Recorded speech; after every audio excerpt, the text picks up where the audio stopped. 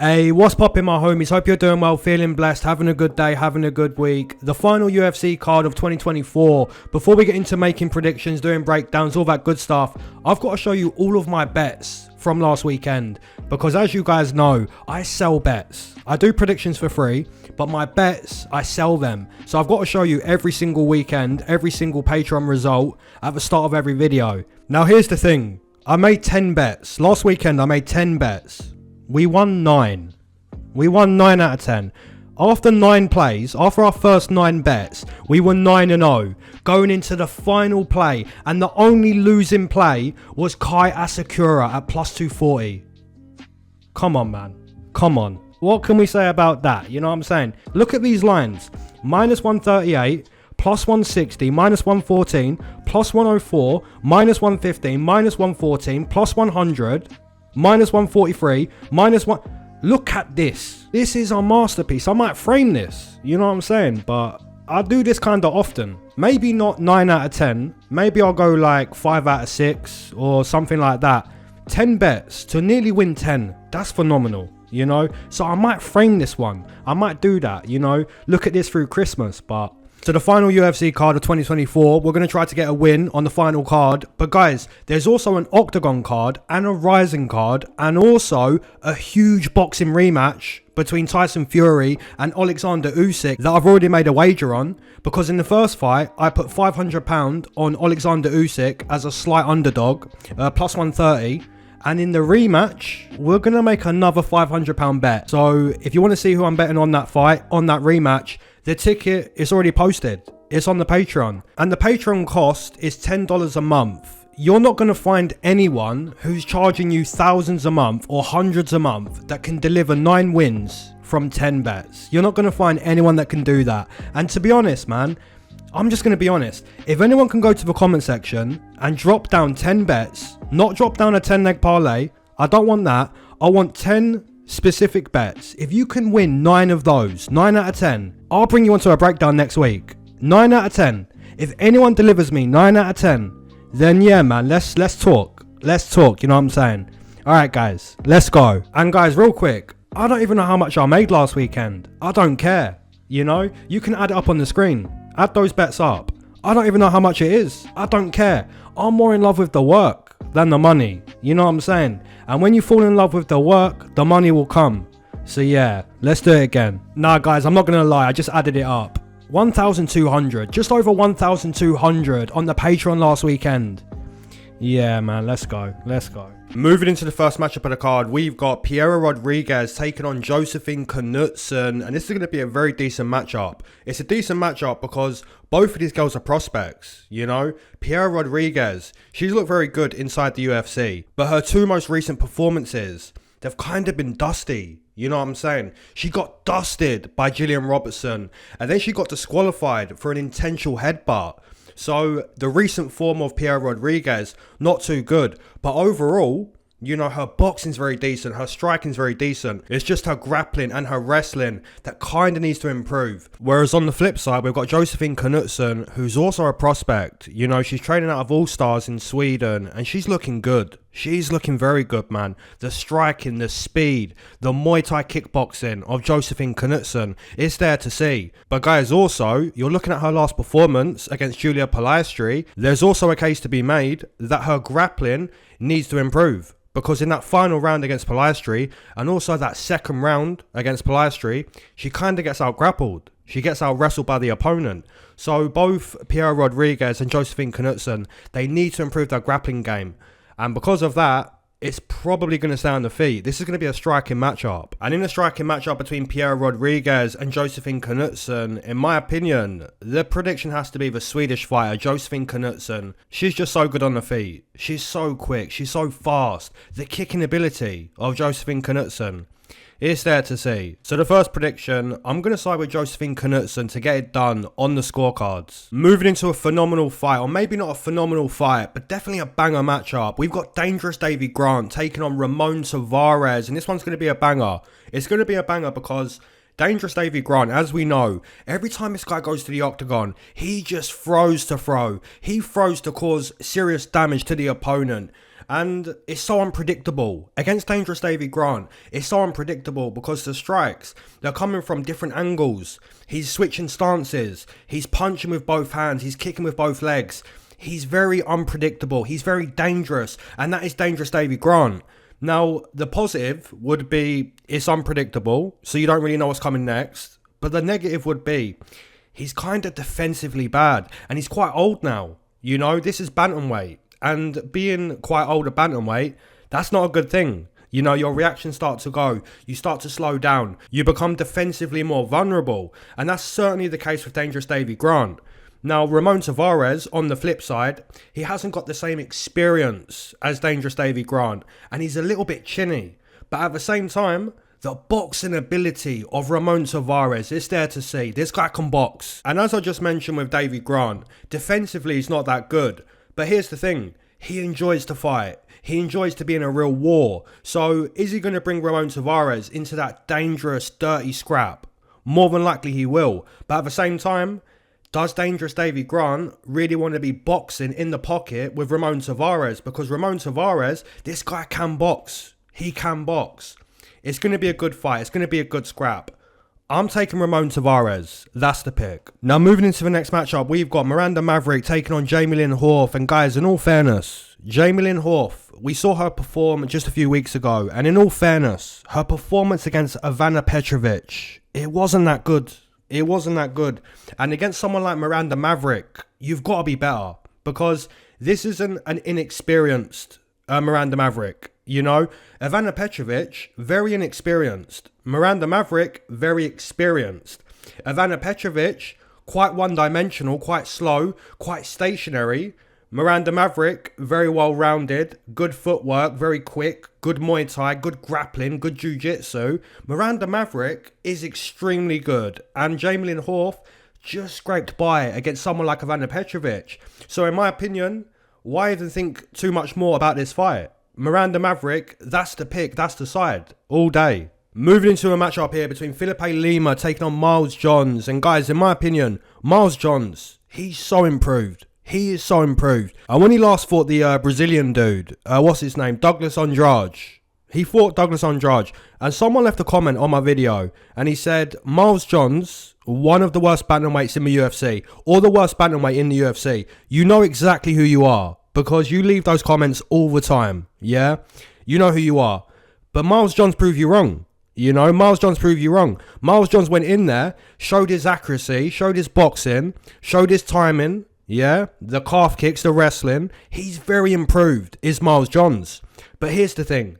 Felipe Lima, he got onto the scene against Muhammad Naimov on short notice. And to beat Muhammad Naimov on short notice, and to do it in the way that he done it, the calf kicks, the grappling, the jiu-jitsu, the speed, the footwork, the power, the technique. It's all good stuff for the Brazilian, Felipe Lima. And this ain't the Douglas Andrade Brazilian. This ain't an old Brazilian. This is a new Brazilian, a fresh Brazilian. Someone that has speed and hunger. And I think Miles Johns, he's on a good win streak. He's doing very well. But that luck is going to run out this time round, in my opinion. So the prediction has to be Felipe Lima. Moving into a phenomenal matchup, we've got Sean Woodson, who has a broomstick build. This guy's like 6 foot or over 6 foot. He's 6'2". He's got the broomstick build. Yeah, and that broomstick build is OP. It's OP. But here's the thing. Fernando Padilla, the Mexican boxing, the boxing of Fernando Padilla. This guy's phenomenal. He is phenomenal. And the boxing on display in this fight, if you're a boxing fan, you don't want to miss Sean Woodson with the broomstick build and the boxing against the Mexican Fernando Padilla. You don't want to miss that. We've got to make a prediction, and it's a tough one. It is a tough one, man, because Sean Woodson can box. He's a good boxer. And Fernando Padilla, man, he's Mexican. You know what I'm saying? The Mexicans can box. It's a tough one. So, guys, I'm going to go with my gut instinct on this fight. I'm going to go with my intuition. And my intuition tells me Sean Woodson, I think he gets his hand raised. I think Sean Woodson wins this fight. However, thinking back to when he fought Saldana's a karate player. He's not a big puncher. And he was able to drop Sean Woodson. So, yeah, Sean Woodson has the OP broomstick build. And his boxing's very decent. Charles Jourdain, you know, he got dominated, couldn't get the fight to the ground, and got boxed up by Sean Woodson. But guys, Fernando Padilla, this guy can box. He can box, man. He's a Mexican boxer. So although my intuition tells me Sean Woodson's going to get his hand raised, my intuition also tells me don't bet this fight. So yeah, that's the pick. Moving into the next matchup, we've got Joel Alvarez taking on Drakkar Klose, and this one's an absolute banger. It's a banger because Drakkar Klose, as we know, such a veteran, you know, this guy's a scrapper. He wants to be in a war. He wants to be in a fight, and he's willing to use dirty tactics, you know. He's willing to do some things that other fighters aren't willing to do, and that's like slam the opponent on the head, you know. Drakkar Klose, this guy will find a knockout any which way he wants to. You know, the guy's a real scrapper. But here's the thing. He's a little bit older now. He's had some injuries, like a knee injury. And is he really in the form of his career? He is very decent. He is a scrapper. He loves to fight. But is he in the prime? I can't really say he is. You know, he's a bit older now. Whereas on the flip side, Joel Alvarez, you look at his last performance. It was phenomenal. The way he butchered Brenner Alvarez. Hey, shout out to the butcher. The way he dominated Brenner Alvarez, he dusted him from a technical standpoint, you know. He was in pure control for the whole fight. Round 1, round 2, the final round, he was in pure control.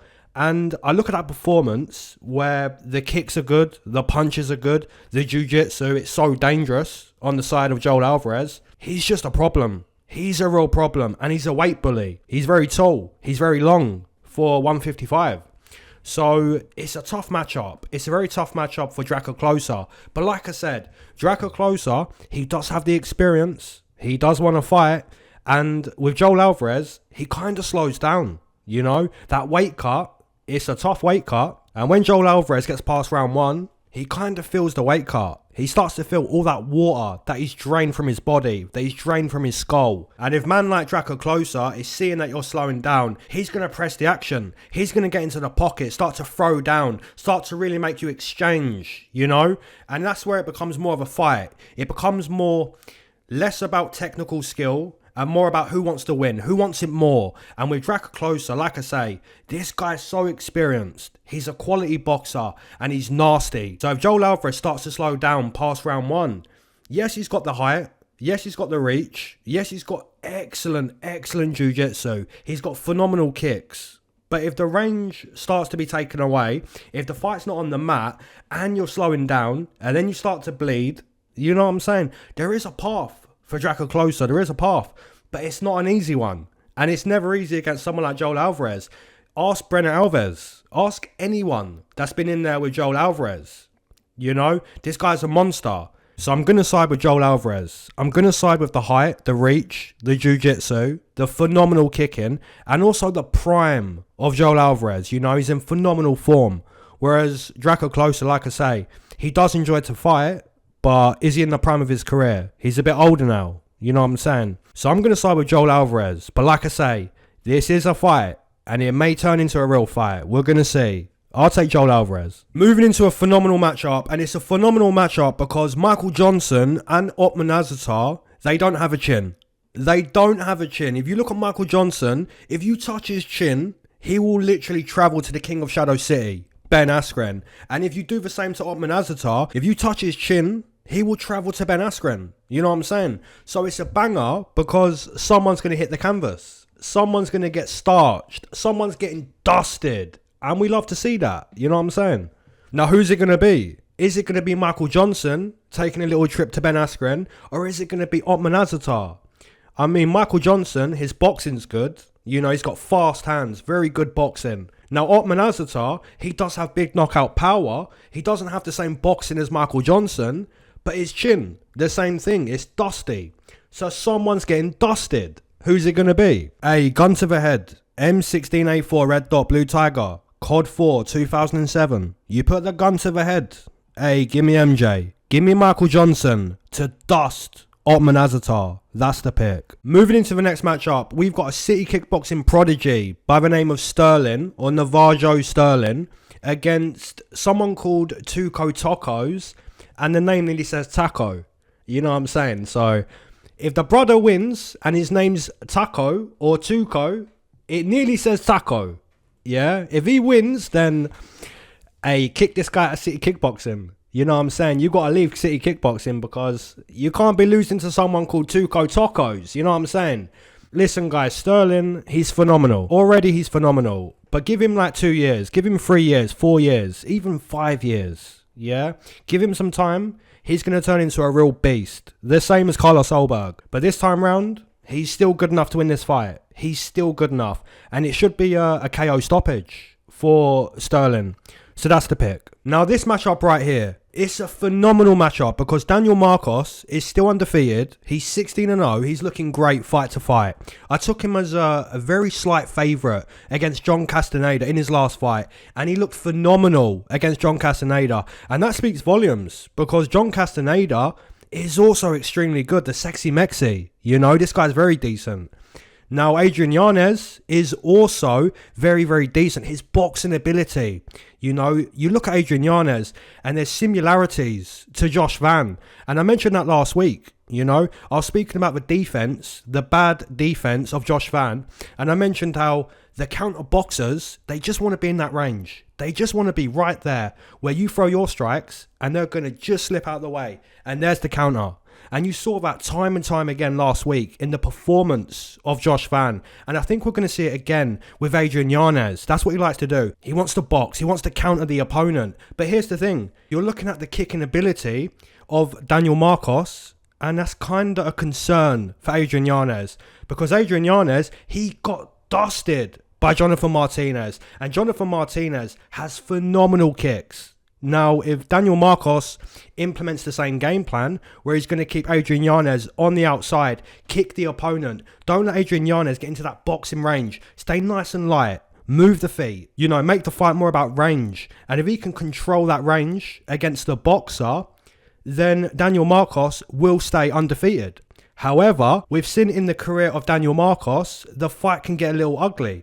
You're seeing against Davey Grant. And as I mentioned earlier with Davey Grant, he's so unpredictable. He's going to take a lot of risks to get into the pocket. So guys, if Adrian Yanez wants to win this fight, he might have to do something similar to what Davey Grant did. And that's to take risks. You know, get into the pocket. Don't allow for Daniel Marcos to control the range, to control the pace. Don't allow for Daniel Marcos to be in his type of fight. Get into the pocket, make him exchange. And that's where Adrian Yanez has phenomenal hooks. His boxing hooks, specifically in the pocket, that's where he's most dangerous. Kind of similar to Ilia Topuria. You know, these boxers that just want to be right there, where you're throwing your punches and damage can be caused if you miss. You know, Adrian Yanez is about that boxing. He's mini Masvidal. He's just got to take away the range that Daniel Marcos wants to fight with. And he's also got to avoid being on the fence against Daniel Marcos.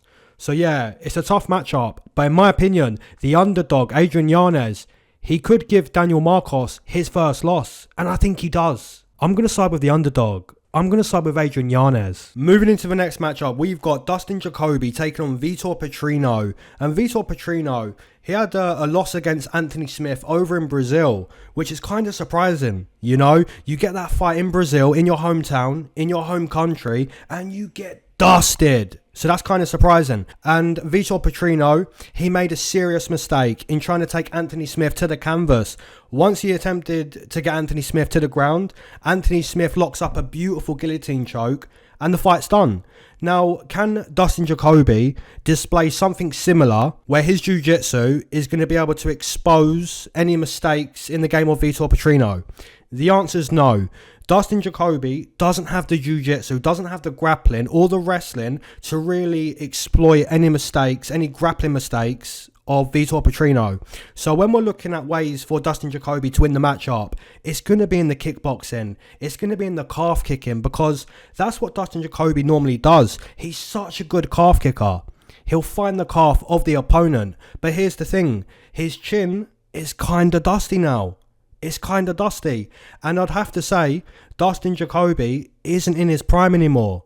He's kind of lost that spark. He's kind of lost the, you know, that prime. And every fighter has that. And it seems to me that the chin of Dustin Jacoby is starting to fail. It's really starting to fail. And if he throws one of those calf kicks, and it's a naked calf kick where you're not setting it up, if Vitor Petrino connects with the left hook at the same time that Dustin Jacoby connects with the low kick, who's winning that? You know what I'm saying? Who's winning that? Dustin Jacoby's getting folded. Dustin Jacoby's getting dusted. The prediction is Vitor Petrino. Moving into the next matchup, we've got Manel Kape taking on Bruno Silva. And every time I do a Manel Kape breakdown, there's always one person in the comment section below saying his name's not Manel Kape, it's Manel Kape. Now, it does say Manel Kape, but the pronunciation is Manel Kape. And guys, Manel Kape suffered a loss in his last fight to Muhammad Mokaev, but there's no shame in losing to someone like Muhammad Mokaev. We know how much of a beast Mokaev is, so there's no shame in losing that fight. And personally, I think Manel Kape is a phenomenal fighter. His accuracy, his timing, his speed, even his improved wrestling and grappling ability. In my opinion, he's an excellent fighter. And some people may say, well, look at his low output. He doesn't really do enough during the rounds to win the rounds comfortably on the scorecards. And I would agree with anyone making that point. But then again, his precision and his accuracy, it kind of makes up for his low output. Because when he does finally throw, when he does finally, let those hands go, the strikes land, and they land with pure precision and pure accuracy. And the aim of the game isn't who can do more, it's rather who can cause the most damage, who can do the most damage. So he's not an output monster, but he's a technical, precise monster. He's a phenomenal striker, is Manel Kape. And guys, on the flip side, Bruno Silva, he clearly has devastating knockout power. He's a great calf kicker, a quality grappler. So in terms of skill, I'd say Bruno Silva is certainly well-rounded, but I can't really see him tricking Manel Kape. I can't really see him, landing that big knockdown punch. And that's what he done against Cody Durden. He was losing that whole fight against Cody Durden, but then just finds that knockdown punch. So guys, what's the chances that he's losing the whole fight against Manel Kape, but then he just finds that big, powerful knockdown? What's the chances? In my opinion, I can't really see it. I think Manel Kape, he's too smart. He's too quick. He's too fast. He moves the feet well. And he's just, very, very good. So yeah, the prediction in my opinion has to be Manel Kape. Moving into the co-main event. And the co-main event is truly a phenomenal fight. Guys, listen. The UFC ain't perfect. They're not going to do everything perfect throughout a year. But they certainly do way more good than not. And I think once again, the Ultimate Fighting Championship, the greatest MMA organisation on the planet, has once again put on a phenomenal matchup. We've got Billy Quarantillo versus Cub Swanson. This is fire. This is fire. And I think both of these guys, they're going to deliver. You look at Cub Swanson, man. He's a fighter that everyone respects. He's been around for such a long time, and he's a real fighter. No fake persona with Cub Swanson. He's a fighter's fighter. However, I do believe he's past his prime. I do believe he's a little bit more hittable now than he's ever been. But here's the thing. Billy Quarantillo is the definition of hittable. Billy Quarantillo almost makes me think he enjoys getting hit. That's how dusty the defense of Billy Quarantillo really is. But he's just a chill guy that enjoys pure violence. And I think we all appreciate that in the game of Billy Quarantillo. He's just a chill guy. He wants to fight. And that's what he's going to do. So what happens in a fight between Cub Swanson and Billy Quarantillo? What happens? Well, blood's going to hit the canvas. Chins are going to get checked. Adversity is going to arrive multiple times, and most likely for both fighters. Billy Quarantillo, though, in my opinion, probably able to survive a little bit longer in a dogfight than what Cub Swanson can. And that's mainly down to the fact that Cub Swanson, he's right at the end of his career. You know what I'm saying? He's so much past his prime, but he's still a fighter, and he's still a boxer. He's still going to check the chin of Billy Quarantillo. And Billy Quarantillo, with his dusty defense, he's got to be ready for that. But I do think Billy Quarantillo, he's going to survive a little bit longer, start to drag Cub Swanson into round 2, start to really drown Cub Swanson. And Cub Swanson, like I say, he's a fighter, but he's past his prime. So my prediction will be Billy Quarantillo. That's the pick. Moving into a phenomenal main event between two very exciting fighters. And maybe I'm already incorrect on my breakdown because Colby's fighting. Is Colby exciting? Maybe his trash talk is. But we're not breaking down a fight where both guys are going to trash talk. We're breaking down a real 25-minute fight. And in all fairness, Colby looked atrocious in his last fight against Leon Edwards. And guys, the thing is, what made Colby so good was the wrestling. It was the cardio. It was the output. But where was that against Leon Edwards? Where was the wrestling against Leon Edwards? It was non-existent. Where was the output? It was non-existent. Where was the willingness to drown the opponent that he's done time and time again? Where was that against Leon Edwards? It was non-existent. And I also think Colby is a little bit chinny now. And that's maybe why he circled the octagon and essentially ran away from Leon Edwards, you know? Didn't really want to exchange with Leon Edwards. He's a little bit chinny. And guys, in my book, if you get scared to exchange, you don't want to exchange on the feet anymore, in my book, you're done. You're done as a fighter. Now, on the flip side, Joaquin Buckley. The evolution of Joaquin Buckley. Can we just acknowledge how good Joaquin Buckley's looking fight to fight? And Joaquin Buckley has one of the best knockouts of all time, but he doesn't really want to be known for just one moment. He doesn't want to be known for one specific technique in one fight. Joaquin Buckley wants what everyone else wants, and that's to be a champion. And I'd have to say, the improvements in the game of Joaquin Buckley, the sharpness, the form of Joaquin Buckley, he's certainly getting closer to that championship dream. And that championship dream, it requires a win. It requires a win this weekend against Colby. Now guys, does Colby truly believe he's on the way back to the title? Does Colby believe that? Because if you're trying to answer that question by looking at Colby's last performance, the answer's no. But then again, you could say, well, Colby's got something to prove, you know, against someone like Joaquin Buckley, someone that's not Kamaru Usman or Leon Edwards or anyone that's, you know, very respected. I'm not saying Joaquin Buckley's not respected, but I'm just saying he's on the climb. And some people may say it's a drop down in competition for Colby. And it probably is in terms of, you know, name value. But in my opinion, or my angle, the timing of this fight, it suits Buckley. You know, Colby's a little bit older now. He's not in his prime. His performances aren't resembling a prime Colby. Whereas Buckley, I love the way Buckley will stay at distance, keep his hands nice and high. He's almost letting the opponent know, you ain't going to land your punches. And you've got to be watchful. You've got to be careful. Because there's going to be times where I close the distance and these hands fly. And let me tell you, when the hands of Buckley fly and they find the skull, people go to sleep. Guys, Colby has to wrestle. Colby has to bring Buckley into a wrestling contest. And he's got to make Buckley tired. If that doesn't happen, the fight stays striking, and I certainly don't trust the chin of Colby. I think that chin would fold under a perfectly timed missile from old Bucko. So based on the timing of this fight, Buckley being in very good form and Colby being a little bit older and his performances showing to be a little bit weak, based on that, I'll assume and predict Joaquin Buckley via KO TKO. That's the pick. So that's the final UFC breakdown of this year. And I want to give a massive shout out, a massive thank you to you guys, the YouTube family, the Discord family, the Patreon family, the Instagram family. Once again, you guys have made my work feel meaningful. And that's down to the community. The teamwork, it makes the dream work. Enjoy your Christmas, enjoy your families. And in 2025, we go again. Alright guys, keep your eyes to the sky, never glued to your shoes. Ho ho ho, peace.